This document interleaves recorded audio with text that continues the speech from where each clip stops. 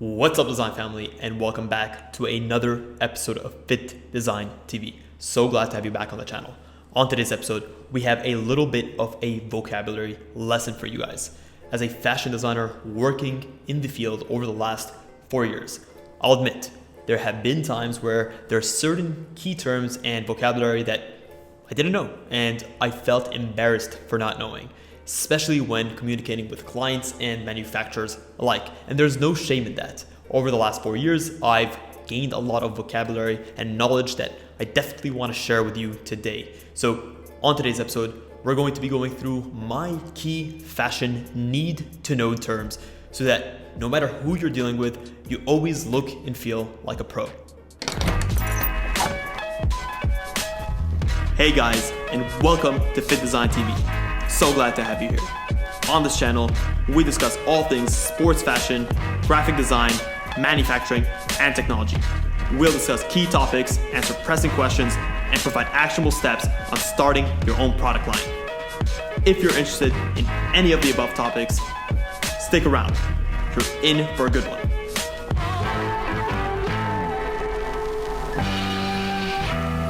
I've split up the terms into 4 key categories so that you're actually aware of the specific vocab you'll need in a specific context or scenario so that you'll actually never get caught on the back foot.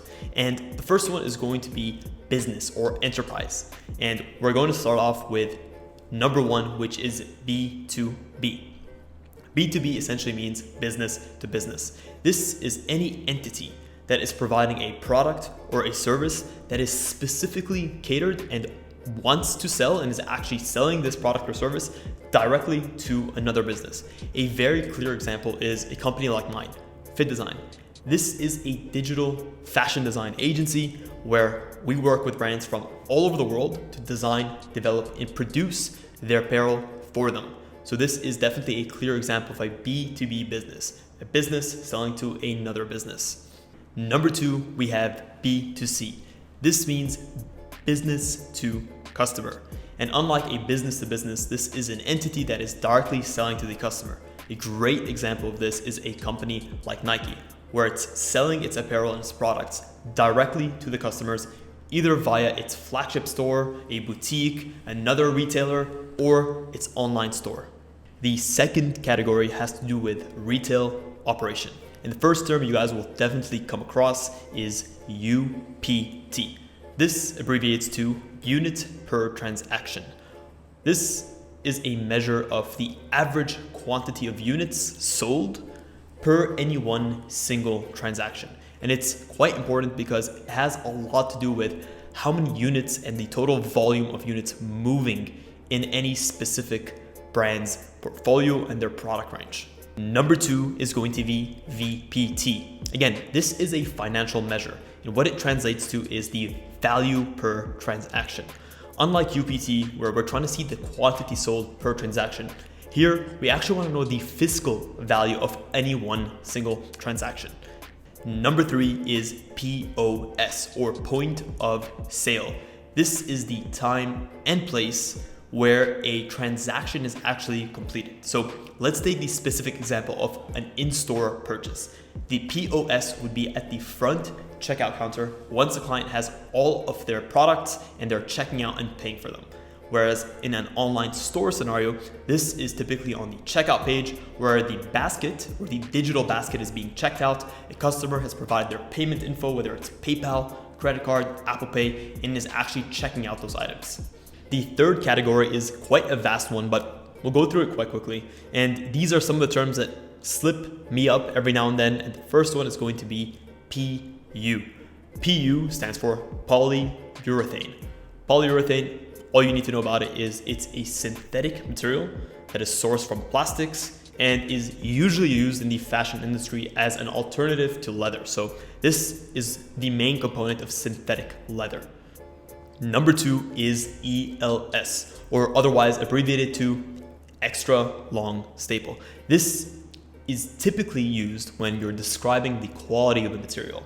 What a staple is, in short, is the raw component of what is eventually used to create the textile. So an extra long staple material is typically going to feel softer because of these longer fibers that are within its core.